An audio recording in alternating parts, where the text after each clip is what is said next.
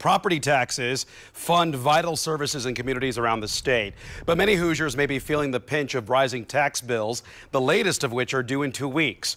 WRTV's Meredith Hackler shares how one county assessor would like the state to simplify the process. They're going up and up and up.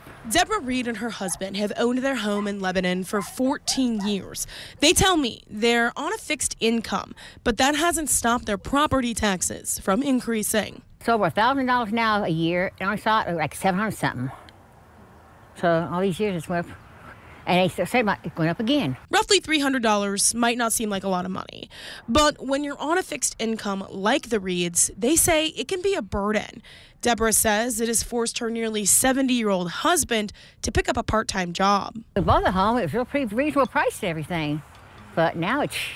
But I'm not giving it up. I said, we'll sell it. No, I'm not going to sell it.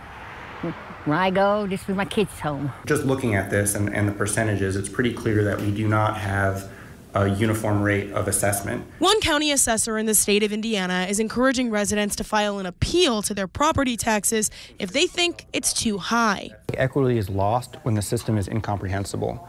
And I think when you have an average citizen who's trying to, understand how their assessment's derived and then what subsidy happens from there, it's hard to have a conversation about what taxes should be or what assessment should be if no one understands them to begin with. He feels the state needs to make the process less complicated and come up with a uniform assessment process. That's what we're advocating for with these appeals, fair system of assessment. Everyone pays their fair share, no one pays a lot. I think that's the answer to that. Justin Ross is a professor of public finance and economics at Indiana University. He serves on a task force with lawmakers who are looking into the tax system as a whole.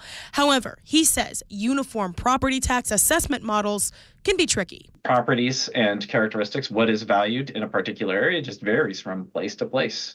That's as true within Indiana, across Indiana, as it is across California or New York or it's just a challenge. Meredith Hackler, WRTV. The state legislature currently has a task force that is studying the overall tax system in the state of Indiana. Property taxes are a part of that discussion. Lawmakers have said the issue is something they hope to address in the 2025 legislative session. Property taxes are due twice a year. The first one coming up is May 10th, which is 2 weeks from today. Then taxes are due just ahead of the holiday season on November 12th.